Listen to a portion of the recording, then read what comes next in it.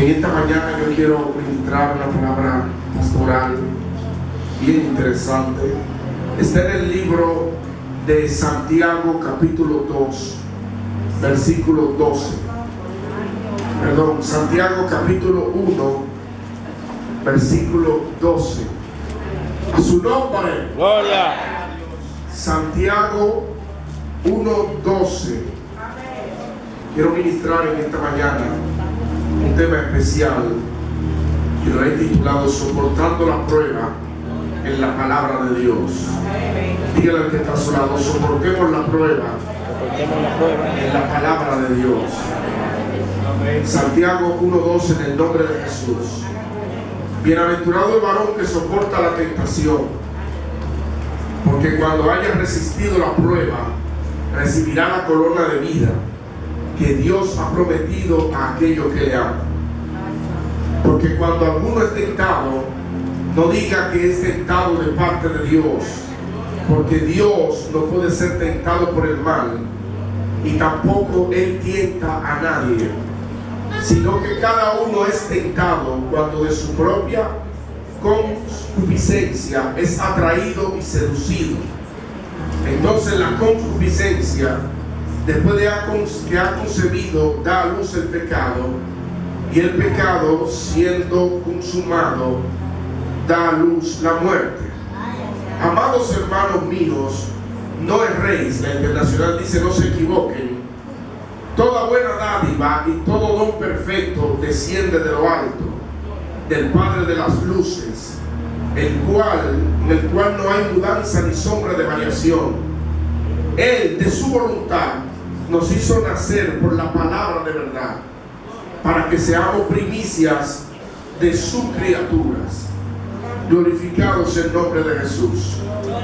Por esto, mis hermanos amados, todo hombre sea pronto para oír, tardo para hablar, tardo para irarse, porque la ira del hombre no obra la justicia de Dios.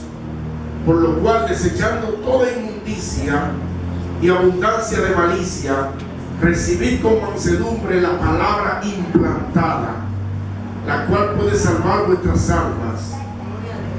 Pero sean hacedores de la palabra, y no tan solamente oidores, enseñándoos a vosotros mismos.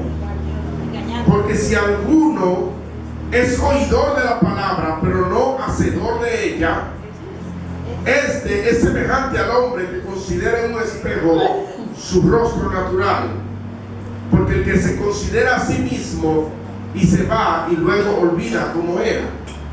Mas el que mira atentamente la perfecta ley, la de la libertad, y persevera en ella, no siendo un oidor olvidadizo, sino un hacedor de la obra, este será bienaventurado en todo lo que hace. Señor, gracias por tu palabra. Ayúdanos a vivir tu palabra. En el nombre poderoso de Jesús. Amén. Yo también digo amén. Acomódese en su asiento. Permítame ministrar esta palabra en este precioso día que Dios nos permite congregarnos. Déjeme decirle que cada vez que Dios le permite a usted ir a la iglesia, es una bendición. Y más que una bendición, es un desafío a las tinieblas. Y más en este tiempo que vivimos, donde la tiniebla hace de todo para que la gente no busque a Dios. Y Dios me ha mostrado que la mayor batalla de las personas se da en dos campos interesantes: en el campo del pensamiento y en el campo del carácter del hombre y la mujer de Dios. Usted está aquí. Así que quiero ministrar esta palabra y quiero hablarle de esta palabra bíblica del libro de Santiago, capítulo 1, versículo 12. Cuando nosotros podemos observarla, estamos viendo como si fuera un espejo, un reflejo de una realidad que estaba viviendo la iglesia, alabado sea Dios, a la que el apóstol Santiago le escribe esta carta. Es una imagen vívida de la cosa que ellos estaban viviendo en el momento. Recordemos que los apóstoles, cuando hablaban con la congregación, cuando eran movidos por el Espíritu Santo y emitían una carta, las cartas de los apóstoles llevaban la misión de edificar la iglesia, de levantar la iglesia, de restaurarla en la medida de lo posible. Y los apóstoles partían desde el punto de la revelación de Dios. Conéctate conmigo, profeta.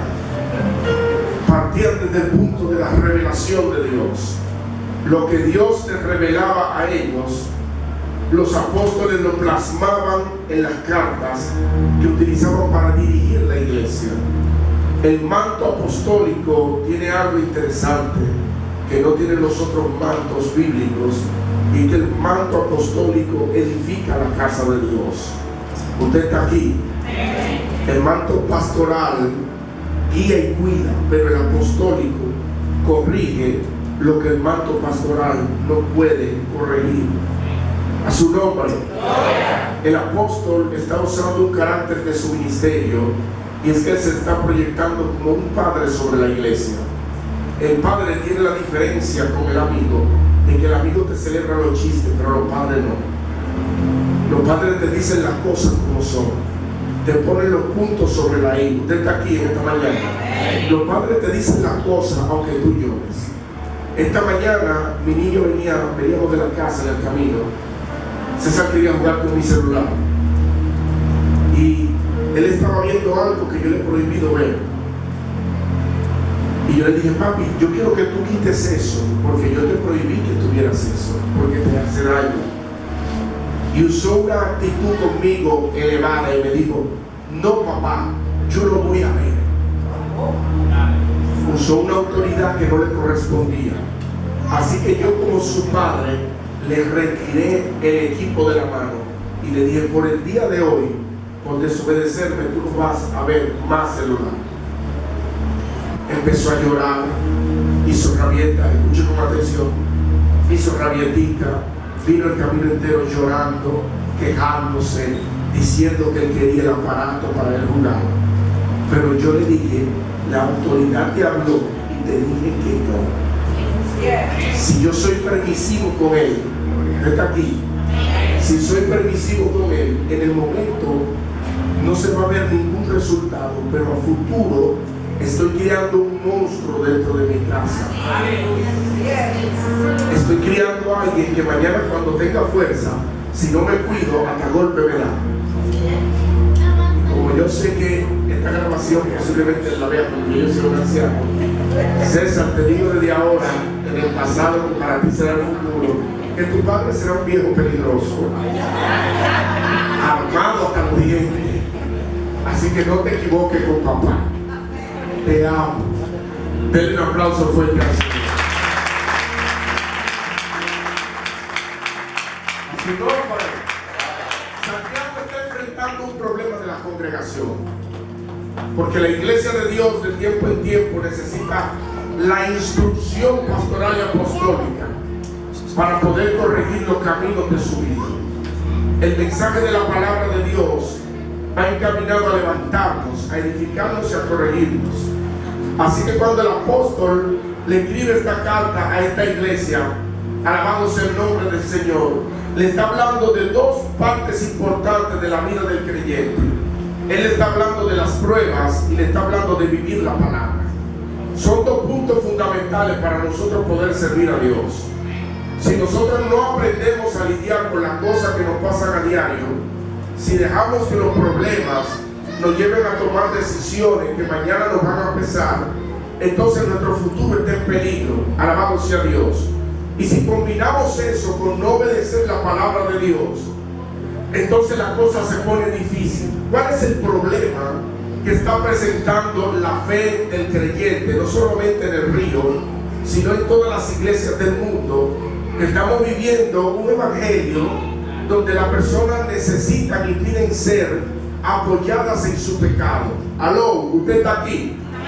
La gente, el creyente de este tiempo, no la mayoría, pero sí una gran parte de ellos, cuando se enfrentan a algo que contraviene la palabra y la autoridad le habla de eso bíblicamente, la actitud que se toma es una actitud de rebeldía. Y he visto personas que son rebeldes al consejo de Dios. Cuando somos rebeldes al consejo de Dios, nosotros vamos a cosechar la rebeldía que estamos sembrando en ese momento. ¿Usted está aquí? Así que el apóstol Pablo empieza hablándoles a la iglesia de lo que es una prueba. Y cuando él empieza esta carta, en el capítulo 1 de Santiago, él le habla de que bienaventurado es el varón que soporta la tentación, porque cuando haya, escuche bien, resistido la prueba, recibirá la corona de la vida que Dios ha prometido a aquellos que le aman. La prueba tiene la finalidad de formar el carácter del hombre y la mujer de Dios, porque hay gente sin carácter en la fe, porque nunca han sabido lidiar con los problemas que están viviendo. Cuando no sabemos lidiar con el problema que vivimos, la universidad de Dios tiene la costumbre de repetirnos el examen hasta que nosotros pasemos el examen.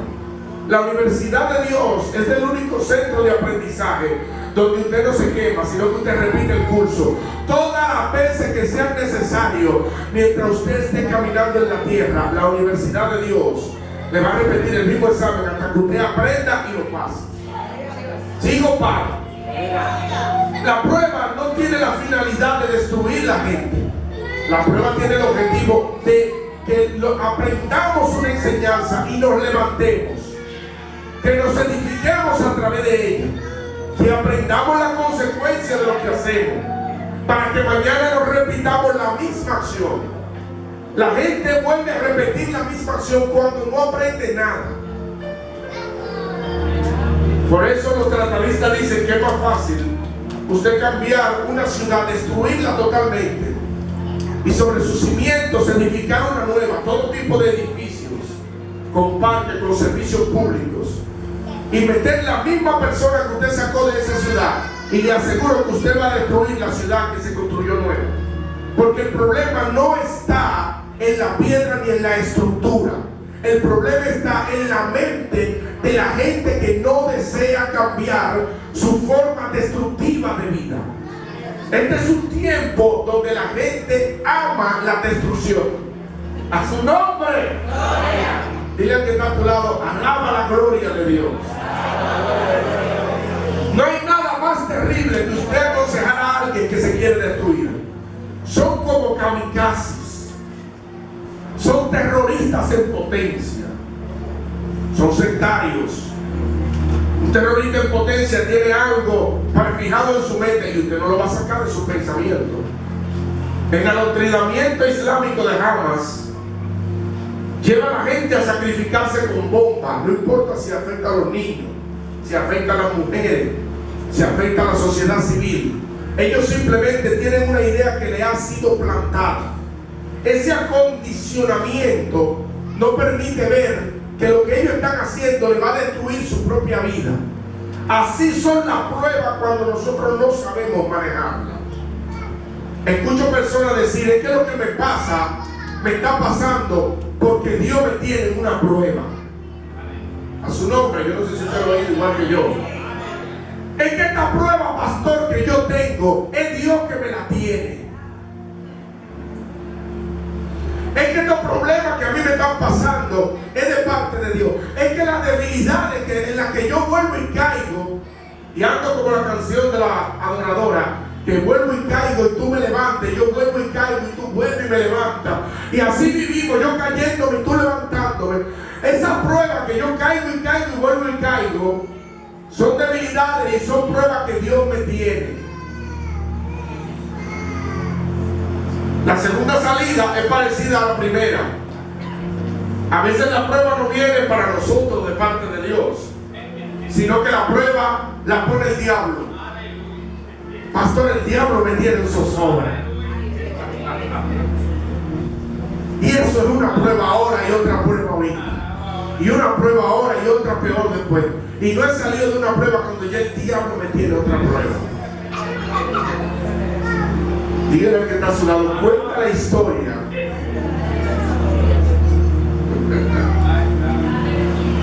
Cuenta la historia que existieron en la tierra dos personas, una llamada Francisca y una llamada Francisco, por ponerle el nombre.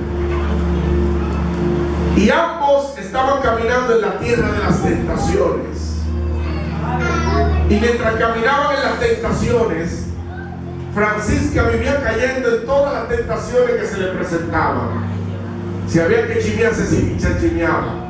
Si había que fornicar, se hacía.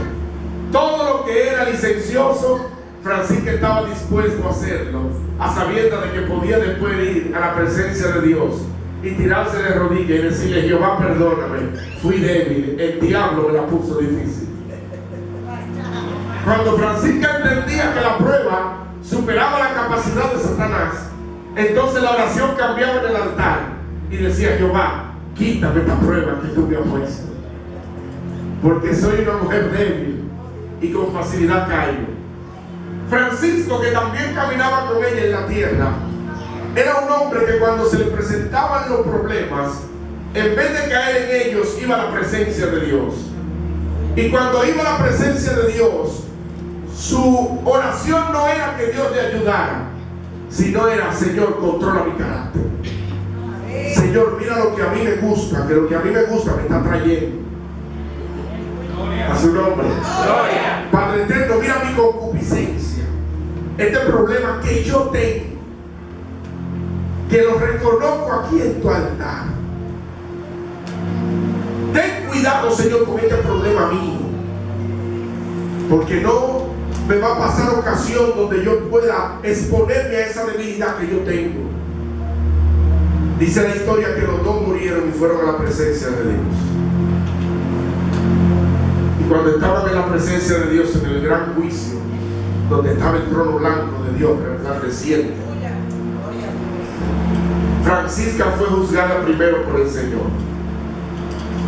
Y Dios, independientemente de que ella siempre pedía perdón, de buenas a primeras le dice: serás echada en el lago de fuego.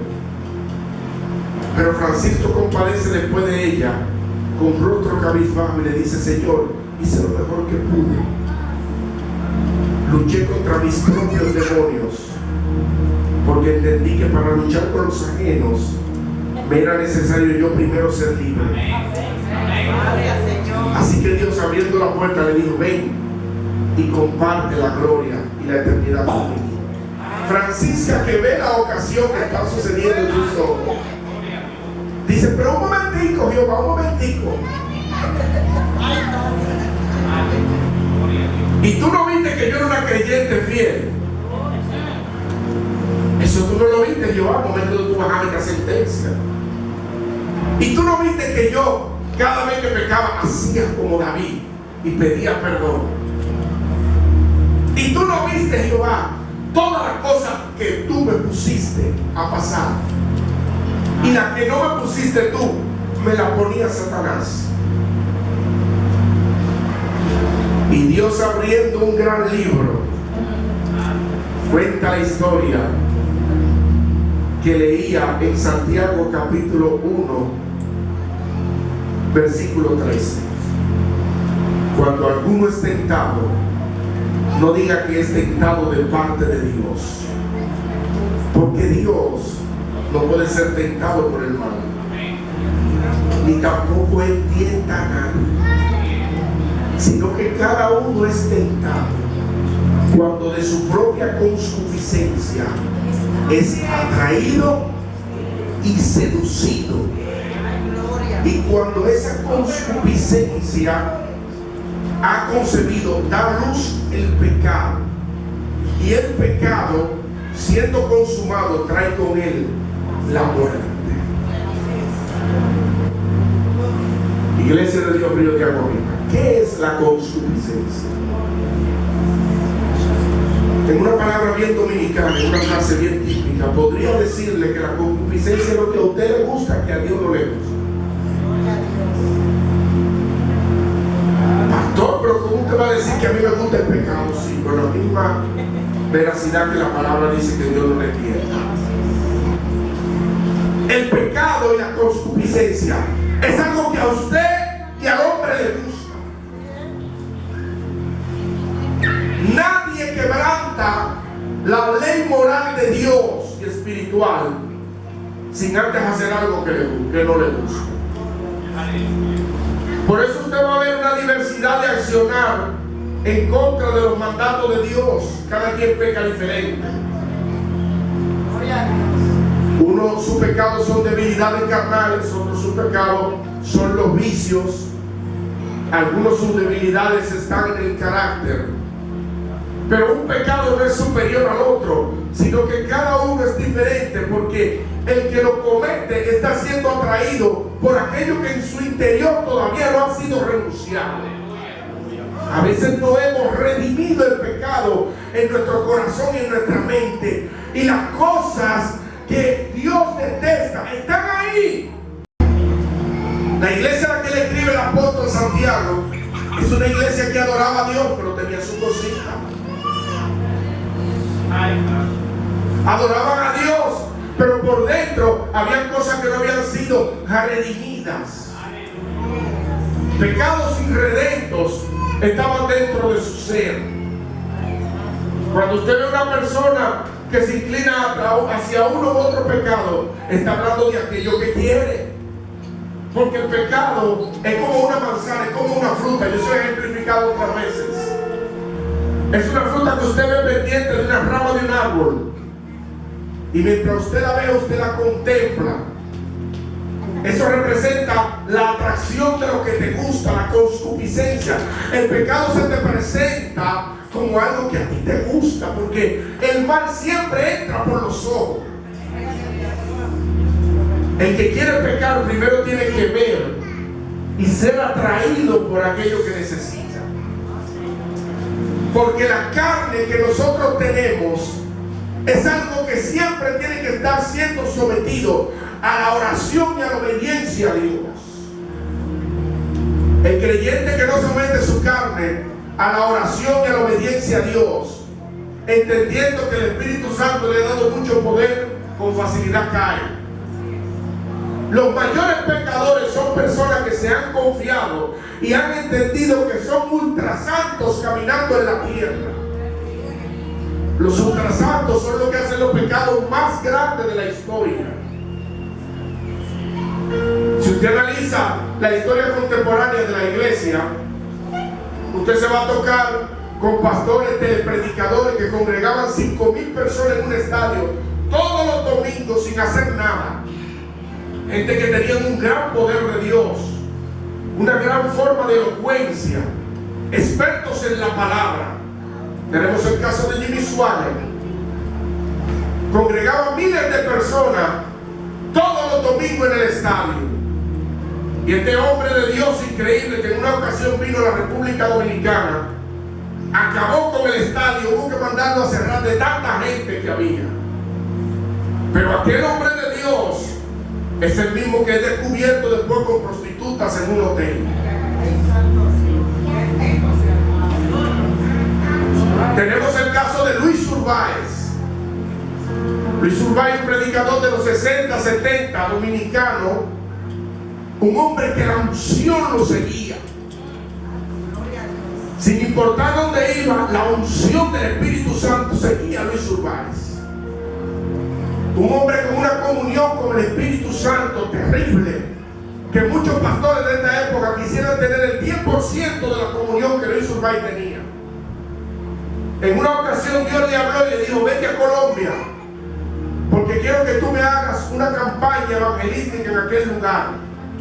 Y cuando fue a Colombia, que viajó, fue a pedir que le alquilaran uno de los principales estadios, pero el Estado se lo negó, porque decía: no es un fanático. Y Luis empezó a caminar por las calles de Colombia quejándose con Dios, y le decía: Señor, pero ¿para qué tú me trajiste a Colombia? Uno ve la unción, escuche, mira la unción que tú has depositado sobre mí. Entonces ahora estoy aquí, no estoy haciendo nada. Dice la historia que venía caminando un cortejo fúnebre de una niña que había muerto hace poco. Iban en camino al cementerio a enterrarla. Y cuando él ve eso, que viene la calle llena de gente caminando hacia arriba de él, él se acerca y le dice a los padres de la niña: mire, déjenme orar por esa niña. Y los padres le dicen: usted no ve que está muerta, ¿qué es lo que usted va a orar? Nosotros la vamos a enterrar. No, dejen de orar por la niña. ¿Qué usted pierde? Usted no pierde nada porque yo hago una oración. Y la mamá le dice: deja que el hombre ore, porque tú no sabes. El hombre se para frente a la niña, frente al ataúd, quita la tapa, pone su mano en la frente de la niña y le dice: niña, levántate en el nombre de Jesús. Y la niña salta de la caja, alabado sea Dios. Aleluya. La unción que tenía Luis Urbay era una unción violenta, algo nunca visto en la República Dominicana. No se ha levantado un predicador que más milagros le persigan superior a Luis Urbay. Pero también dice la historia que Luis Urbay tenía una costumbre, que después de cada campaña de milagros donde se sanaban gente, se liberaban endemoniados, Luis Urbay se iba a buscar prostituta y a tomar alcohol. ¿Aló? ¿Se fue la aleluya? Dice la historia que Luis Urbay, fruto de que tenía un mal testimonio por no manejar estas cosas, se va a la ciudad de Nueva York y allá se pone a taxiar. Le vende un carro a un dueño de una discoteca y el dueño le dice: vente, te voy a pagar una parte. Y cuando él llega a la discoteca, le pagan y en vez de irse se sienta en una mesa a tirar trago. Qué extraño es el destino. En ese momento llegaron unos mafiosos que el hombre le debió un dinero. Cerraron la discoteca por la entrada principal y por la salida. Le tiraron gasolina por abajo y le prendieron fuego a la discoteca con todo el que estaba allá adentro. Al final, el hombre de Dios de la unción fue encontrado por los bomberos carbonizado, de rodillas, abrazando el inodoro.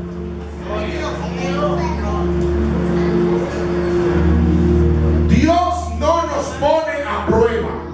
A prueba se pone usted con las cosas que usted no ha querido renunciar. A prueba se pone usted en tentación cuando Dios le ha dicho una y otra vez, como Luis Urbay: deja eso. ¿Hasta cuándo va a seguir en el mismo comportamiento? Pero nos obstinamos porque el ser humano es obstinado. Pastor, ¿qué es ser obstinado? Ser obstinado es tener una idea o una decisión y que no haya nadie que te saque de ahí. El pueblo de Dios era conocido porque era de dura cerviz, de quijadura, gente bruta que no entendía, al nivel que la palabra establece que el pueblo de Dios perece por falta. Porque sin importar, escucha lo que le estoy diciendo, sin importar que la nube de Dios estaba sobre ellos de día y de noche, sin importar los milagros que Dios había hecho, sin importar que ellos vieron una peña abrirse y brotar agua de ella y morir, sin importar los milagros del mar dividirse en dos, aún así desobedecían a Dios. La pregunta es: ¿por qué? Pastor, ¿por qué hay gente que se obstina con cosas que saben que van a destruir? Porque el pecado te seduce, el pecado te atrae. Lo que nosotros llamamos prueba, nos gusta meternos en eso. Y después que terminemos una envoltura, los demonios se apoderan de aquello que nosotros hacemos. Y eso es lo grave, porque es que la actividad demoníaca no llega de la noche a la mañana. Los demonios llegan cuando ven que usted tiene una actitud que usted no ha querido renunciar a ella. En liberación espiritual hablamos de fortalezas espirituales. Las fortalezas espirituales son actitudes irredentas del hombre y la mujer de Dios. Son cosas que usted no ha renunciado. Pastor, me gusta el trago, le sirvo a Dios, pero no puedo pasar por el lado de una cerveza, que me voy de lado. Me gustan las mujeres, me gustan los hombres. Cuando me pasa una de esas, me voy de lado atrás de ellos. Se me van los ojos primero. Cuando nosotros no queremos renunciar a cosas que ya Dios habló por el pastor, habló por la palabra, y nosotros nos obstinamos y nos ponemos rebeldes y hacemos lo que a Dios no agrada, entonces los demonios llegan a nuestra vida. ¿Cómo llegan ellos a nuestra vida? Llegan enviados por Dios, ¿aló? O llegan atraídos por nuestro pecado. Cuando llegan atraídos por nuestro pecado es cuando nosotros disfrutamos lo que hacemos. Una cosa es que a usted le guste hacer algo y otra cosa es que usted lo disfrute, le guste, le complace. Cuando la tiniebla ve que usted tiene esa puerta abierta, entonces envía un demonio que establece un dominio sobre esa actitud que usted tiene, sobre ese accionar. Y de buenas a primero un vicio que para usted era placentero, empieza a convertirse en una tortura de la que usted no puede salir. Y clamamos a Dios y decimos: Señor, libértame. Señor, quítame la prueba. Dios no te va a quitar una prueba que a ti te gusta. Sacude a la persona que está a tu lado. Lo que a ti te gusta, tú no renuncias. Y lo que tú no renuncias, díselo, Dios no te lo quita, porque tú nunca has querido salirte de eso. Si usted está aquí, alábelo. Si no, no alabe. Dios no nos quita lo que nosotros no queremos renunciar. Pastor, pero la unción no funciona contra algo que usted no quiere renunciar. Porque los demonios establecen una legalidad sobre eso. Y cuando son expuestos al Espíritu Santo, tienen una legalidad para operar en ti a través de lo que tú haces. Y ellos le dicen a Dios: es que yo tengo legalidad, es que tú eres mío aquí. Cuando los demonios se manifiestan frente a la unción, o al hombre o la mujer de Dios que tiene unción, ellos le dicen: ¿qué tú haces echándome fuera? Él me quiere aquí. Oiga cómo, Él me quiere aquí. Y Él no ha renunciado a mí. Esa es la consuficiencia. Los demonios también llegan enviados de parte de Dios. La palabra dice que Saúl era atormentado por un espíritu como pero despierte, con un espíritu como malo. ¿De parte de quién?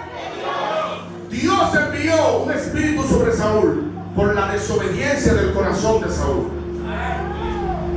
Saúl tenía habilidades que lo hacían más apto para gobernar el pueblo de Israel que el mismo David. David era inferior en capacidad en todo el sentido. Escucha, hijo de hombre, David era inferior en todo sentido a Saúl. Pero David tenía algo que Saúl no tenía. David se arrepentía de corazón y era obediente, pero Saúl era altivo y era desobediente y arrogante. Saúl nunca quiso respetar la autoridad que estaba por encima de él. Aunque Saúl era rey, estaba establecido que Samuel era la voz de Dios en la tierra. La voz de Dios en la tierra debe escucharse y prestarse la atención. Saúl nunca quiso obedecer a Samuel. En más de unas ocasiones, el profeta le hablaba y le decía lo que tenía que hacer, y Saúl hacía otra cosa. Porque la desobediencia hace que nosotros nos levantemos hasta contra nuestras propias autoridades. ¿Aló? ¿Está aquí? La desobediencia nos dice a nosotros: ¿y qué es lo que este tiene? ¿Qué es lo que esta tiene? Que se cree que porque es el pastor o es el líder mío, yo tengo que ayudarle y doblegarme y tengo que obedecerle. La palabra dice que el que se levanta contra la autoridad, contra Dios se levanta. Esos son versículos que a los rebeldes no les gustan. Porque al rebelde le gusta que lo añoñen, que le obedezcan, que hagan las cosas como ellos quieren. Pero cuando se dice no es como tú quieres, como dice la palabra de Dios, entonces se levanta el pandemonio. Gloria a Dios. Aleluya. O como decía Cristo, el que esté libre de pecado tenía que traer una canatica de piedra y ponerla aquí para la próxima. La rebeldía hace que sea Dios que envíe espíritus castigadores a nuestra vida. Hay espíritus espíritus satánicos impuestos por Dios en gente desobediente son espíritus que te latigan en la economía, te latigan en la salud, te latigan en la felicidad y te hacen vivir una existencia de maldad, una existencia de sufrimiento, una existencia alejada de la presencia de Dios. Ningún arrogante tiene comunión con Dios, porque desde que dobla su rodilla le cae el sueño, porque los demonios le llenan los ojos de sueño. Usted está aquí en esta mañana, alaba a lo que Dios tiene en el mismo lugar. Los ojos se los llenan de sueño, le llenan la mente de pensamiento, para que no se concentren en la presencia de Dios. La única manera como Saúl era libre un momento era cuando David llegaba y tocaba el arpa. Porque cuando sale la adoración de alguien obediente, los demonios se aplacan, los demonios se silencian, los demonios se alejan, porque no aguantan la unción. ¿Dónde está la gente que toca el arpa espiritual aquí? ¡Aleluya! Tienen que aprender a tocar el arpa espiritual. El arpa espiritual es un instrumento de música celestial que a Dios le agrada más que cualquier otro instrumento, porque es un instrumento de obediencia, es un instrumento de sumisión, es un instrumento de amor puro por Dios.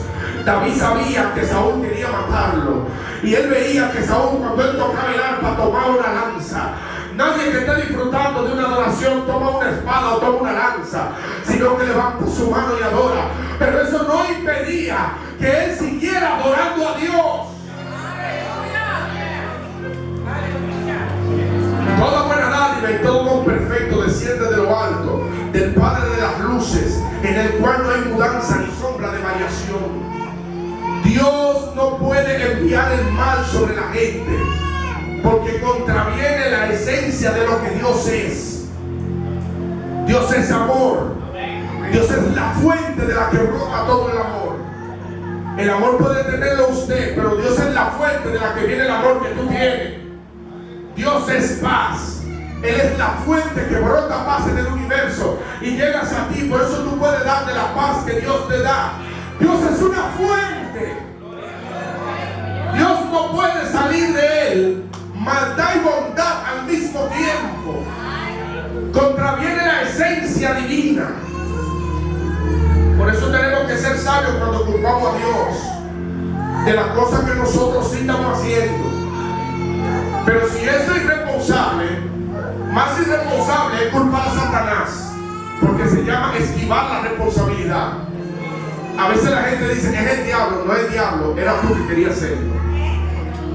Alábalo, que Dios está aquí. Es más irresponsable buscar una figura esotérica espiritual para culparla de nuestras maldades.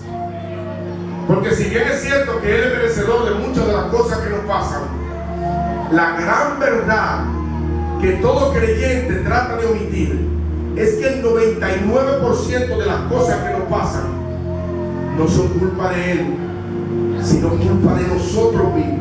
Gloria a Dios. Usted ve, ahí se va la alabanza, yo no sé. Pero denle un aplauso a Dios. Mira que está tirando sonríe en tu cámara. Sonríe, varón, sonríe, varona. Cristo te ama. Yo creo que Dios quiere que seamos responsables, en el sentido de aprender a asumir nuestra responsabilidad. Hay cosas que son de usted, que no tienen que ver con los ángeles, es usted. Principalmente si tienen que ver con el carácter, es de usted. A su nombre. Vamos a seguir con esto, me está poniendo seria la cosa. Seamos hacedores también de la palabra, y acompañemos en hacer la palabra, y que nos fortalezca para poder vencer las pruebas. ¿Qué es ser hacedor de la palabra? El apóstol Santiago le dice a la iglesia: mis hermanos, aprendan a ser prontos para escuchar y tardos para hablar, porque hay gente que no escucha bien cuando ya habla. Y cuando hacemos eso, recibimos la información a menos de la mitad y emitimos un juicio de valor sobre lo que recibimos. Usted está aquí. Generalmente, con ese juicio de valor, fue promovido por algo que no es en la verdad enteramente, nosotros pecamos. Es como la hermana que pasa por delante de unos hermanos que están conversando y ella nada más escuchó el pastor y dinero. Siguió caminando y llegó a otro grupo y le dijo: sierva, el pastor se está robando un dinero.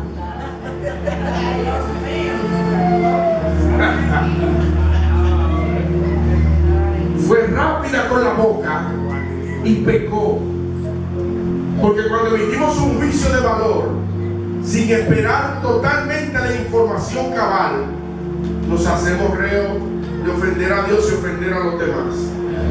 ¿Cuál es el problema de nosotros no ser hacedores de la palabra? La palabra dice que Santiago le decía a ellos: renuncien y desechen toda inmundicia y toda abundancia de malicia. Cuando nosotros no tenemos la palabra de Dios en nuestro corazón y en nuestra mente, abunda la malicia, glorificado sea Dios, y abunda la inmundicia. Pastor, ¿por qué abundan en todo tipo de pecado? Porque la inmundicia llena todo lo que no llena la verdad y la palabra de Dios. Una persona que se entrega a las cosas de la carne tiene poca Biblia en la mente. ¿Usted está aquí en esta mañana? Cuando tenemos la palabra de Dios como una guía y la tenemos en nuestro corazón y en nuestra mente, al momento de cometer el pecado, la palabra nos habla por dentro y nos dice: eso ofende a Dios. La palabra es viva.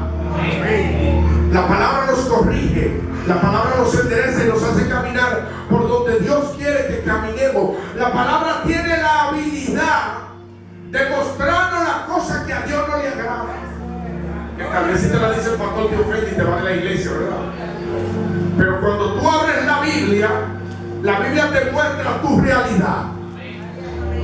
La Biblia es un libro que yo no puedo manipular. No puedo usar mi influencia para yo cambiar los textos bíblicos, como a veces la usamos para cambiar el pensamiento de los otros que tienen de nosotros. La Biblia es simplemente clara. La Biblia es como un traje que yo no lo puedo encoger si me queda grande o hacerlo más grande si me queda pequeño. Es un traje que si yo estoy gordo tengo que rebajar para meterme en él. Alabado sea Dios. Y si estoy muy flaco tengo que llenarme para meterme en él. Es invariable. La Biblia es el único documento escrito que no pudo ser gobernado por reyes, por personas como militares. No pudo ser cambiada por sistema. La URSS intentó destruir la Biblia y los que terminaron destruidos fueron ellos. Porque es que la palabra de Dios permanece para siempre. Dios dice: yo envío mi palabra y mi palabra no regresará. Dígaselo al que está a su lado: no regresará a mí vacía, sino que era aquello para lo cual la envié. Esa es la palabra de Dios, la que debe guiar los corazones y las decisiones de los hombres. Santiago es el hombre con una claridad mental sobre lo que es el pecado más grande de todos los apóstoles, porque Santiago se iba al origen de las cosas. Él le está diciendo: aprendan a esa palabra que ustedes recibieron, no desecharla y oírla con fascinación, sino escucharla, guardarla y pónganla en práctica. ¿Qué es poner en práctica la palabra que Dios me da? La palabra de la que habla Santiago aquí es la palabra rema. Dígalo conmigo: rema. La palabra escrita también es conocida como el logos. Es una palabra inspirada por Dios en ello que fue escrita invariable. Pero la palabra rema es la que Dios habló conmigo. Cuando el pastor habla con usted o el profeta y le ha dado una palabra que le ha llegado al corazón, póngala en práctica. Dígale al que está a su lado: hay que poner en práctica lo que Dios habla a nuestras vidas. El problema de este tiempo es que la gente no pone en práctica la Biblia. Pastor, ¿y dónde yo puedo ver eso? En las situaciones cotidianas que nos pasan. La Biblia dice: no robarás. Pero cuando se te presenta un negocio que te puede ir bien, aunque no sea muy lícito, aunque tú hablas mucha lengua, hay gente como que le pasa por arriba y no le gusta usar esa palabra integridad en ese momento. El pastor no me está viendo, ni la iglesia, ni ningún diácono. Yo le voy a dar para adelante y después le voy a llevar el tiempo a él.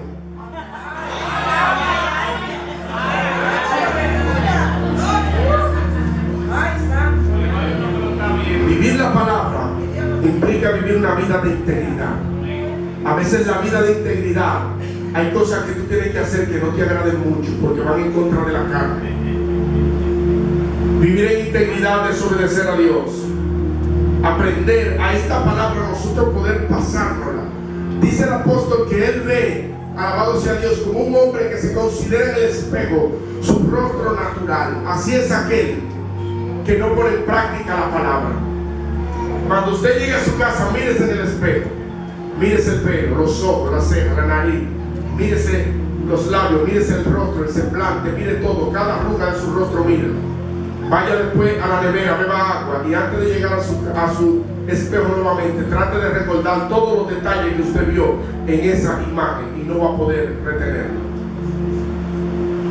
Porque así somos cuando no escuchamos con habilidad la palabra de Dios para ponerla en práctica. Llevamos una vida que se asombra frente a lo que Dios quiere hacer, pero al momento de la prueba olvidamos todo lo que Dios dijo de nosotros y caminamos en un desierto sin promesa. Dios quiere que caminemos en la promesa que Él nos ha dado. Yo no sé si usted está aquí hoy. Dios quiere que tú camines en las promesas que Él te ha dado. Si tú te vas a la palabra, tú te vas a encontrar con una persona a la que el apóstol, él estaba pidiendo dinero en la entrada del templo, y el apóstol le dice: no tengo plata ni oro, pero de lo que tengo te doy. En el nombre de Jesús, levántate y anda. La actitud del hombre no fue levantarse, él se quedó ahí y no caminó sobre la promesa que Dios le dio. Así que el apóstol tuvo que tomarlo de la mano, ejercer una acción que lo sacara de su confort, alarlo, y dice la palabra que al momento se le afirmaron las piernas. Usted está aquí en esta mañana y pudo detenerse de pie. Aleluya. Tienes que salir de tu zona de confort. Yo voy a terminar. Gloria a Dios. Y quiero terminar esta predicación con una tarea. Gloria a Dios. En la semana, cuando usted esté en su casa, empezando mañana, cada vez que acabe un día, tírese de rodillas con una mascotita en la mano y dígale a Dios lo siguiente: Señor, he andado yo rectamente este día, me comporté como a ti te gustaría que yo me comporte, y la más importante de todas es: lo que yo he hecho que no te agrada, ¿ha sido mi culpa o ha sido de alguien más? Aleluya. Póngase de pie ahí donde